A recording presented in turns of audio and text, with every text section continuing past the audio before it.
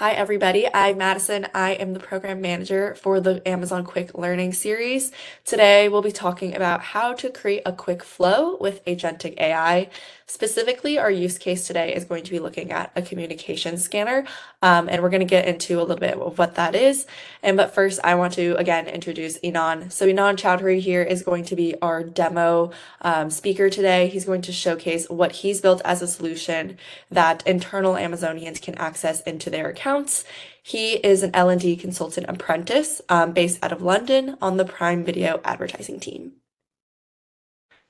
Okay, so quickly, our agenda is going to first give an overview of what Amazon Quick Suite is. I'll cover a high level what our product does and how you can use it in your day-to-day. Second, I'll dive into specifically quick flows. For those of you who aren't familiar, we'll cover a little bit of the end-to-end of what that capability does within Amazon Quick Suite. We'll also cover anything new that was recently announced. And again, I'll cover that step by step before we get into the actual use case. So Inan will take it from there. He's going to give you the demo covering the pillars of how he built his solution, how you can implement it into your own day-to-day, and then showcase us what that looks like inside the product itself. And then lastly, we'll cover some learning resources if you're curious about diving deeper into this feature or Amazon Quick in general. So, what is Amazon Quick Suite? So, up here I have our vision of what the product is going to showcase. And if you aren't familiar, some of you might be, but we started off as Amazon Quick Site, which was basically your core BI for data analytics at scale. And with AI, we've now turned into Amazon Quick, which is a suite of AI agents that act as your teammates, allowing to quickly answer questions, which used to be only structured data from your quick site dashboards, but now include all your unstructured data and data from third-party applications as well.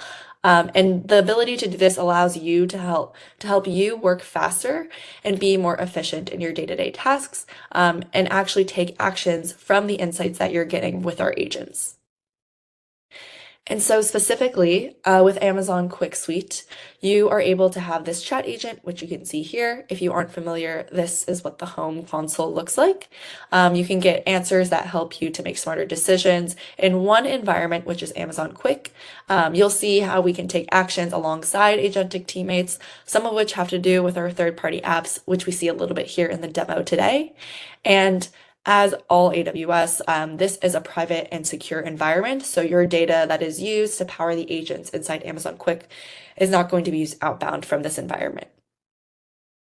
All right, so I'm going to go ahead and move on here. So now I'm going to cover what Amazon Quick Flows is. This is just one of the agents that we have inside Amazon Quick. If you're curious about learning other ones, we have different recordings that cover those features as well. But Amazon Quick Flows allows you to save time on anything that you have as a repetitive task. So for some people, that might be an email flow or communications, which we'll see later today. For others, this might be different workflows that they have in other applications. So a lot of what I see is connecting to different Jira projects or Asana and being able to streamline their workflows in there. And this essentially is going to be a prompt that the user types in natural language. It can also come from your previous chats with our chat agent, and it turns that into a step-by-step app that allows you to generate different insights based on your data by just simply putting in simple text outputs. So you'll see how we do that here today. This comes in various flavors for whatever your use case is. But ultimately, this saves you a ton of time on any repetitive task that you have, allows you to automate that task with each of the steps that Quick provides, and it allows you to create your own flows and share them with your team. Again, giving them the right access and keeping all of your data secure. Okay, and so I just want to cover a few of the features specifically within flows. So these three are ones that we've recently announced at reInvent late last year. So we've taken quick flows and allowed you to help get more ease with it through automation. So the first one is scheduling. Like I said, this is meant for repetitive tasks. So what we have built in with the capability of scheduling your flows is allow you to schedule it on a specific time basis. So you could add it to a weekly schedule, a custom schedule, or pick a monthly schedule as well. And this will allow you to automate the flow so you don't have to trigger it manually. And you'll get an email update of when this flow has been triggered, so you get an update on that as well. We also have added chat agents in Flow. So if you've created a custom chat agent in Amazon Quick that you'd like to use inside your Flow for additional context, you can do so in a step which you embed your customized chat agent into your Flow. And again, that gives you greater context and more relevance to your business needs. Okay. And then lastly, the last feature I want to highlight that we've just recently announced is downloadable outputs. So similarly to what we have inside Quick Research, you can save your Flow's output as either a PDF or a Word document to your local desktop, and that allows you to further fine-tune and edit your Flow's output or be able to share it with your team as a doc through there. All right. Okay, and then if you're curious on how to create a flow, we will show it today when we do the demo inside the product, but there's really 4 simple steps. So the first step that you're going to do is when you see the quick flow screen, you're going to type your prompt. This can be anything from a short or a very long and specific prompt, depending on your use case. You'll write in plain text with relevant context to whatever you're calling. So if that's having to do with a quick space that you want to call, or any of your quick site dashboards, you can add that into your prompt, and this will inherently include everything as it generates in the backend to your flow. So if you want, you can add into your prompt here, for example, use Slack and Outlook, which we'll see today. Use Slack and Outlook to help me create a communications generator. I want this to be a friendly output, and I want this to help me be better at summarizing all of my communications across platforms. Something like that. So you can type in a prompt in friendly language. It will then generate it based on whatever you said in your prompt, and then create individual steps based on the process that it'll need to generate the final output. And then from there, we move on to step 2, which is fine tuning. When your steps are generated, this is the time where you can go into each one that Flow has created and edit the descriptions, add or remove the steps that it's created, and use the preview to try test runs.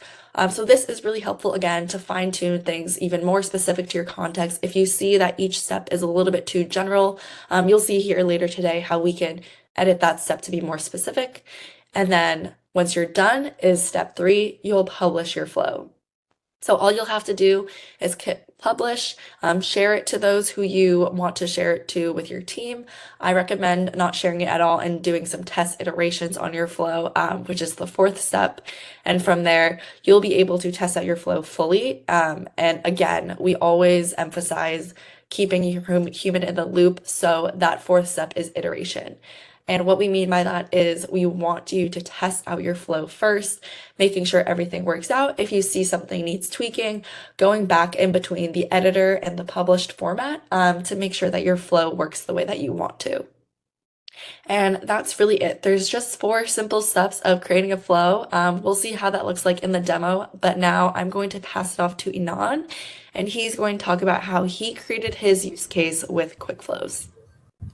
Thank you very much, Madison. So, hey guys, some of you guys might think you're going to need coding, maths, or a master's in PhD degree, whatever it may be, to create a sort of AI flow. No, I simply use an AI chatbot such as ChatGPT, ASA. For my fellow Amazon colleagues, you can use Claude, also known as DR, to sort of create my AI flow. Simply, on the right-hand side, you can see a screenshot of me talking to an AI chatbot, and it has essentially created my prompt for me to create my AI flow.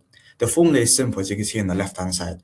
It is you identifying the problem, so what you're trying to solve, capabilities, what your prompt should do, your input and output, so what goes in and what comes out, and essentially asking your AI chatbot to create the prompt for you. Now, at the bottom, you can see it is sort of start a prompt. It is really basic, but always at the end of the day, you can sort of customize it and fine tune it for yourself. Now, if we move on to the next slide, these are 4 personal different prompting techniques I've used, which you can start using today. They are essentially different types of prompting techniques you can use within your AI chatbot to receive a more enhanced output from your chatbot to get better results in their response. Now, one of my favorite one is challenging the AI. For example, let's bet £1 million. This is the one I personally use. It makes the AI really competitive with you, providing you better results and trying to beat you at an imaginary game. Now, you can use all four of these, and there are a lot more prompting techniques out there in the world that you can try use within your AI chatbot. But here are my four personal favorite ones.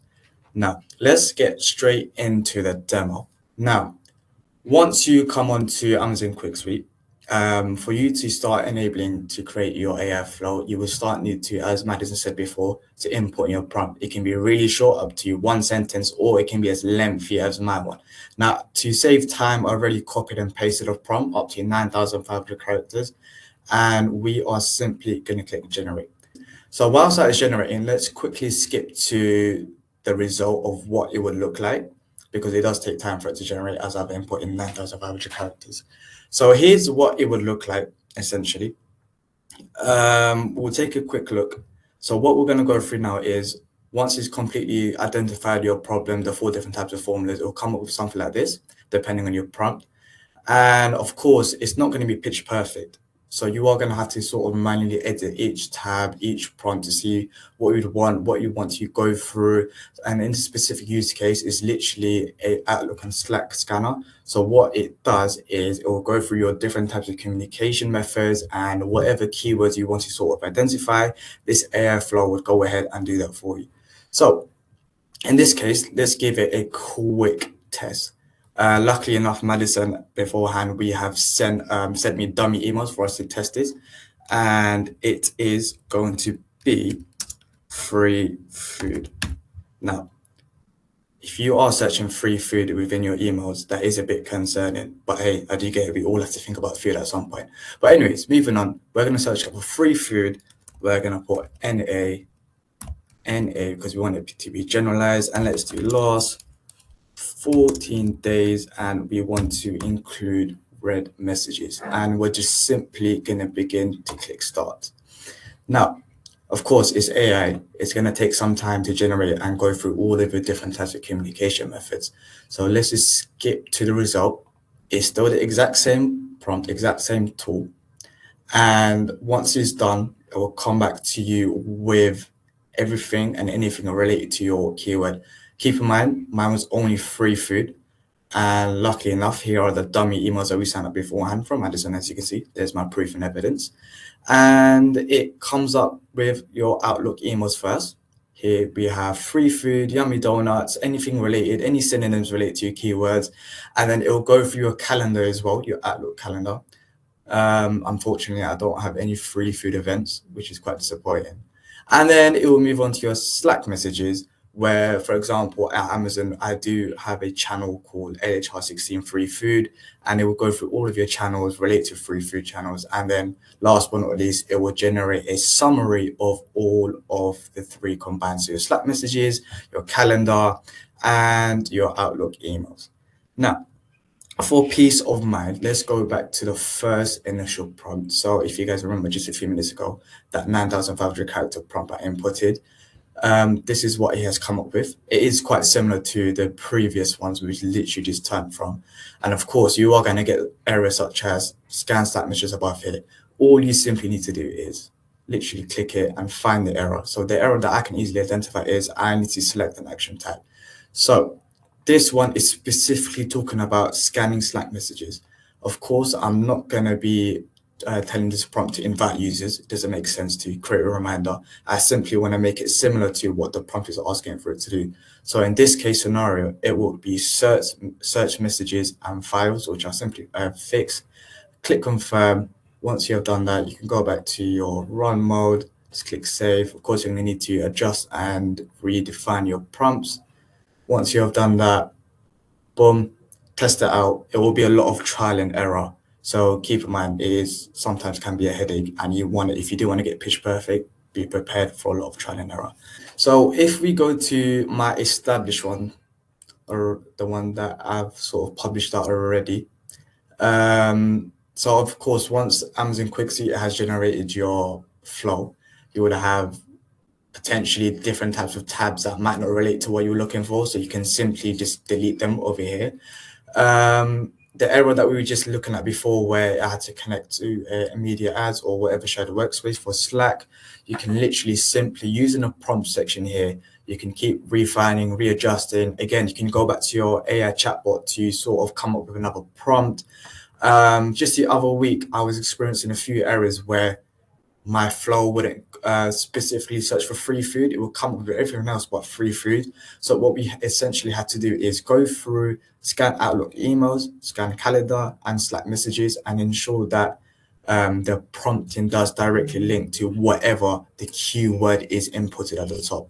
So you're going to have to manually check all the prompts for each one. But again, you can use your AI chatbot to sort of help that with you and improve your efficiency. But that is essentially my demo in a nutshell and how I've gone ahead to create my Outlook and Slack scanner. Thank you very much for listening.